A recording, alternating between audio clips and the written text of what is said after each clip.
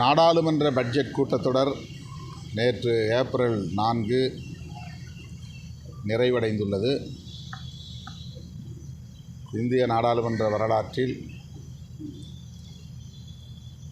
ஒரு கருப்பு நாள் என்று சொல்லக்கூடிய அளவுக்கு வக்ஃப் சட்ட திருத்த மசோதாவை பாஜக பாசிச அரசு தனது பெரும்பான்மை பலத்தை கொண்டு நிறைவேற்றியிருக்கிறது.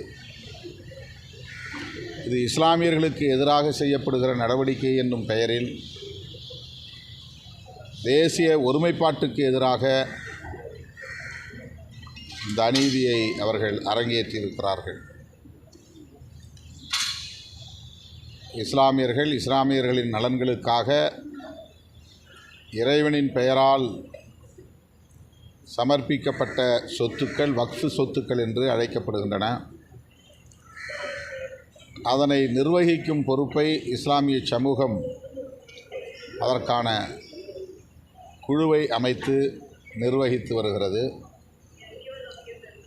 வேறு எந்த மதத்தின் சொத்துக்களின் நிர்வாகத்திலும் தலையிடாத இந்திய ஒன்றிய அரசு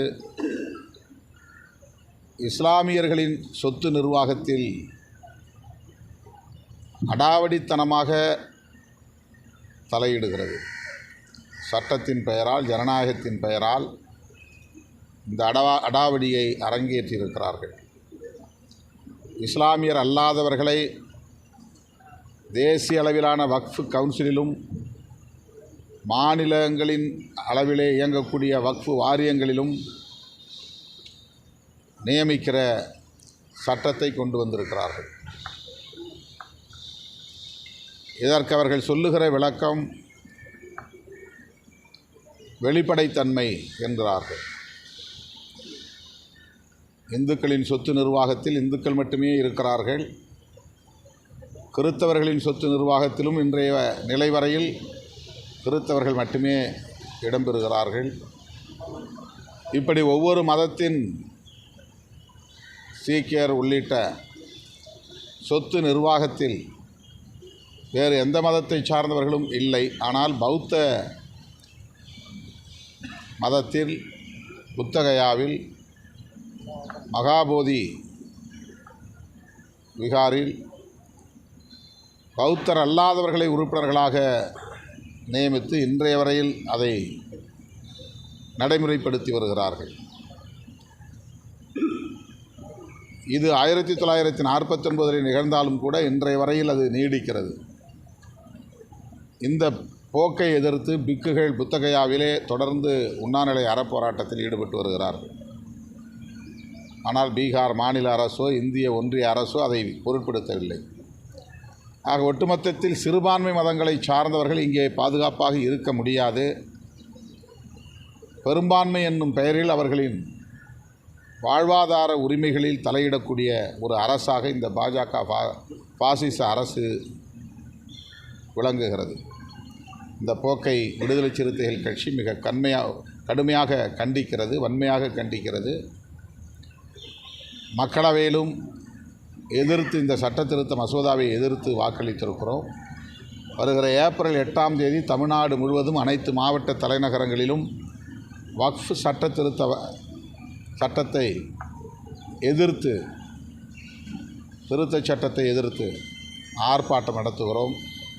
உச்சநீதிமன்றத்திலும் இதனை எதிர்த்து வழக்கு தொடுக்க இருக்கிறோம். இந்திய அளவில்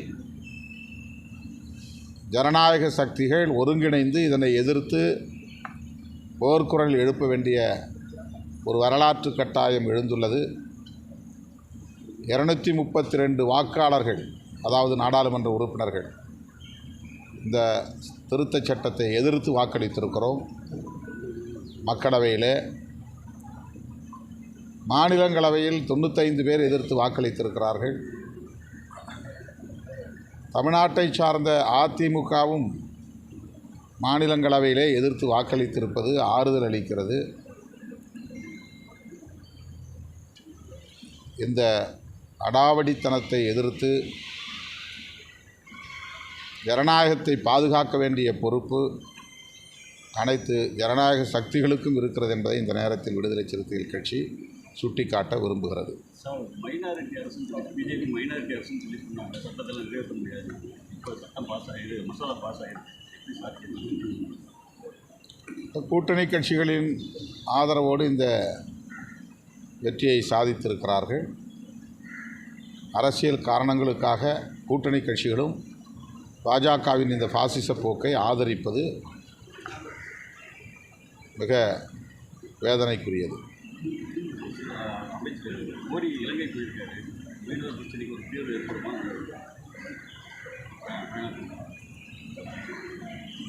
இந்த சூழலில்தான் கச்சத்தீவை மீட்க வேண்டும் என்கிற தீர்மானத்தையும் தமிழ்நாடு அரசு நிறைவேற்றியிருக்கிறது.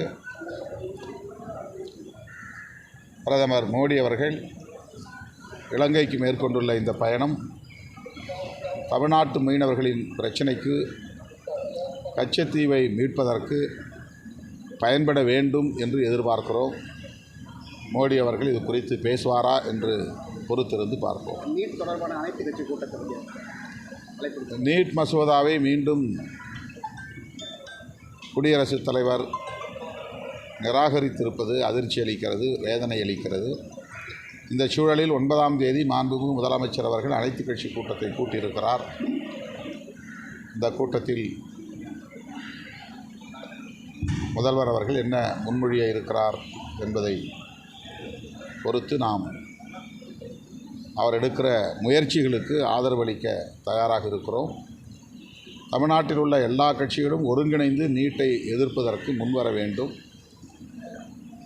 இதில் அரசியல் காரணங்களை, அரசியல் மாச்சரியங்களை முன்னிறுத்தாமல் நீட்டை எதிர்க்கக்கூடிய எந்த முயற்சியாக இருந்தாலும் முதல்வர் முன்னெடுக்கக்கூடிய முயற்சிக்கு அனைவரும் ஒத்துழைப்பு நல்குவோம் என்பதை தெரிவித்துக் கொள்கிறேன். இது வந்து நாடகம் சொல்லி எல்லா கட்சியும் தேர்தலுக்கான நாடகம். இந்த கூட்டம் ஏற்கனவே ரகசியம் தெரியும்னாங்க, அப்புறம் கையெழுத்து இயக்கம் நடத்தினாங்க, ஒன்றும் நடக்கலை. இல்லை, முழு மனதோடு இந்த அரசு ஆட்சி பொறுப்பேற்றதிலிருந்து நீட்டை எதிர்க்க வேண்டும், அதை திரும்ப பெற வலியுறுத்த வேண்டும் என்பதில் ஈடுபட்டு வருகிறது. முயற்சி எடுக்காமல் இருந்தால் வாக்குறுதியை அவர்கள் காற்றில் பறக்க விட்டு விட்டார்கள் என்று சொல்லலாம். மீண்டும் மீண்டும் அதற்கான மசோதாவை நிறைவேற்றி அனுப்பி வைக்கிற போது அதை இந்திய ஒன்றிய அரசு மறுக்கிறது, குடியரசுத் தலைவர் திருப்பி அனுப்புகிறார் என்கிற போது தமிழ்நாட்டில் உள்ள எதிர்க்கட்சிகள் விமர்சிக்க வேண்டியது யாரை என்பதை மக்கள் புரிந்து கொள்ள வேண்டும். தமிழ்நாடு அரசு நீட் விலக்கு மசோதாவை நிறைவேற்றி அனுப்பிய நிலையில் இந்திய ஒன்றிய அரசு மறுதளிக்கிறது, குடியரசுத் தலைவர் மறுதளிக்கிறார். ஆகவே விமர்சிக்கப்பட வேண்டியவர்கள் இந்திய ஒன்றிய ஆட்சியாளர்கள் தான் என்பதை சுட்டிக்காட்டாமல், அதை விமர்சிக்காமல் தமிழ்நாட்டு ஆட்சியாளர்கள் மீது இந்த விமர்சனத்தை வைப்பது வேடிக்கையாக இருக்கிறது. குடியரசுத் தலைவர் நிராகரிக்க தான் செய்வார் அப்படின்னு சொல்லி அண்ணாமலை சொல்லியிருக்காரு. அவங்க முடிஞ்சால் சுப்ரீம் கோர்ட்டுக்கு போட்டோம், சுப்ரீம் கோர்ட்டு தான் நீட்டை கொண்டு வந்தது, அவங்க பேசணும். சட்டப்பூர்வமான நடவடிக்கை எடுப்பது என்பது வேறு. ஆனால் மக்களால் தேர்ந்தெடுக்கப்பட்ட ஒரு அரசு முறைப்படி குடியரசுத் தலைவரை அணுகுவது என்பது ஜனநாயக கடமை அல்லது அரசியலமைப்பு நமக்கு வழங்கியிருக்கிற ஒரு வாய்ப்பு. அதனை அவர்கள் மறுதளிக்கிறார்கள் என்றால் தமிழ்நாட்டு மக்களின் உணர்வுகளை அவமதிக்கிறார்கள் என்று பொருள். அதை விமர்சிக்க வேண்டிய பாஜக தலைவர்கள் திமுக அரசை விமர்சிக்கிறார்கள் என்றால் அவர்கள் செய்வதுதான் அரசியல், அவர்களுக்கான ஆதாய அரசியல். தமிழக பள்ளிக்கல்வி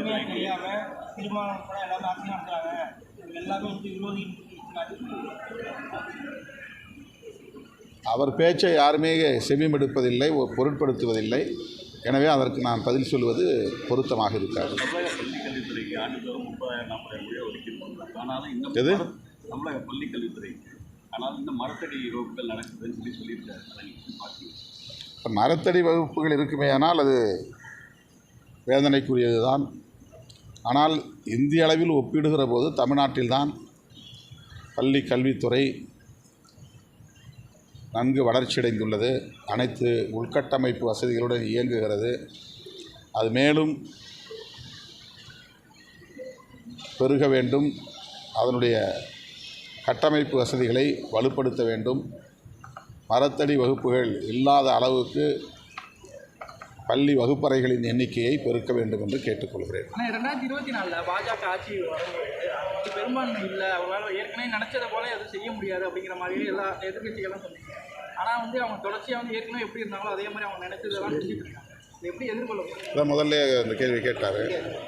அதே கூட்டணி கட்சிகளின் துணையோடு அதை செய்கிறார்கள். கூட்டணி கட்சிகள் தங்களுடைய அரசியல் ஆதாயங்களுக்காக பாஜக எடுக்கிற அனைத்து பாசிச நடவடிக்கைகளுக்கும் ஒத்துழைக்கிறார்கள் என்பதுதான் வேதனைக்குரியது.